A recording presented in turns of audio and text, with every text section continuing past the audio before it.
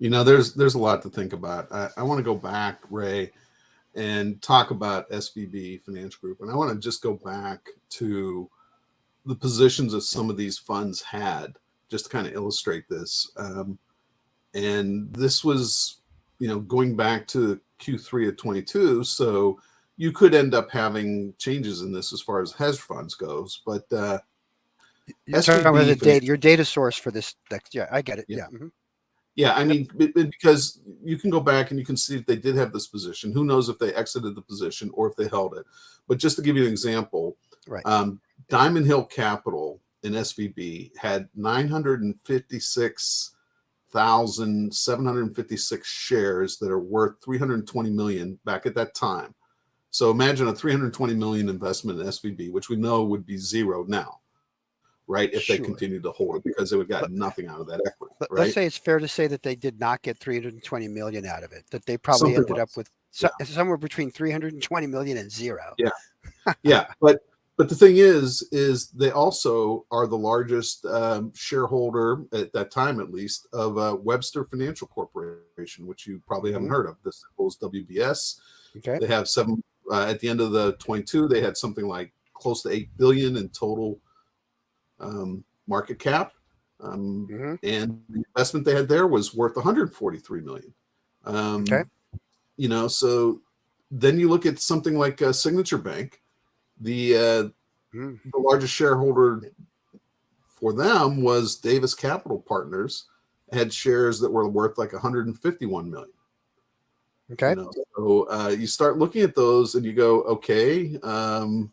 You take Western Alliance and you see Davis Capital Partners again had 157 million in Western Alliance, and we saw how they got crushed here just in the Yep. last couple of days, Yep. right?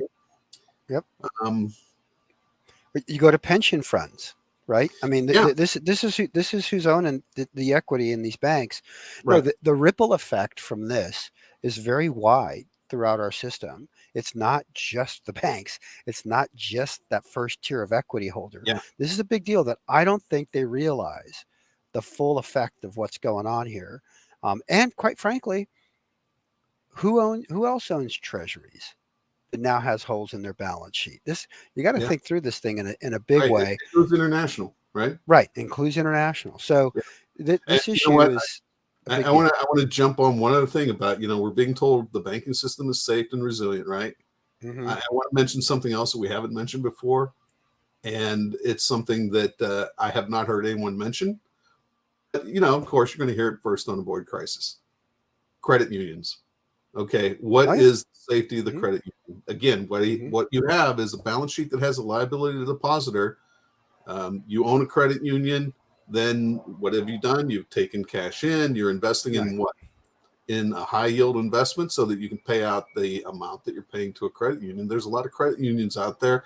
Hmm. Um, and what's surprising about that is we haven't heard anything about that. Yep. But credit Yep. unions can fail as well. Oh yeah. Same exact model. That when you look at it from a financial modeling perspective, it's the same exact issue, same balance sheet. So Alan, what have we got here? We're coming up on our time. We're trying to keep these Yep. tight down to 30 Yeah. minutes. We're coming up on our time. We got any other final round and third base comments to get to home plate here on this episode? Well, again, let's go back to talking about the impact for the listener here. What do you do to Mhm. avoid crisis? Yeah.